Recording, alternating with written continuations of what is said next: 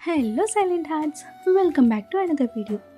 మన ముందు జనరేషన్లో ఒక అమ్మాయి 25 క్రాస్ అయిందంటే మరి పెళ్ళెప్పుడు అని అడిగే వాళ్ళే ఎక్కువ. ఆమె డ్రీమ్స్ గురించి అడిగే టైం మాత్రం ఎవరికీ ఉండదు. జాబ్ చేస్తుంటే పెళ్ళయ్యాక కంటిన్యూ చేస్తావా అంటారు.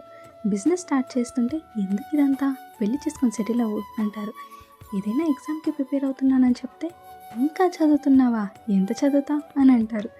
ఎంత క్రేజీగా అనిపిస్తాయో కదా క్వశ్చన్స్. ఒక అబ్బాయి గోల్ కోసం కష్టపడితే ఫ్యూచర్ని బిల్డ్ చేస్తున్నాడు అంటారు. అదే అమ్మాయి గోల్ కోసం కష్టపడితే ఇంకా పెళ్లి చేయలేదా అని అంటారు. అసలు నాకు డౌట్, ఆడపిల్లలకి డ్రీమ్ ఉంటే ఎక్స్పైరీ డేట్ ఏమైనా ఉంటుందా దానికి? గోల్స్ అచీవ్ చేయాలనుకుంటే మ్యారేజ్ సర్టిఫికేషన్, పర్మిషన్ ఏమైనా కావాలా? మనం చందమామ మీదకి రాకెట్ పంపిన జనరేషన్లో ఉంటున్నాం. ఏఐ అని, టెక్నాలజీ అని అందరూ ముందుకు పరిగెడుతుంటే కొంతమంది మైండ్ సెట్ మాత్రం అమ్మాయి లైఫ్ అంటే పెళ్ళితో కంప్లీట్ అయిపోయే దగ్గరే ఉండిపోయారు. పెళ్ళి చేయడం తప్పు కాదు, కానీ పెళ్ళి ఒకటి అచీవ్మెంట్ అనుకోవడం తప్పు.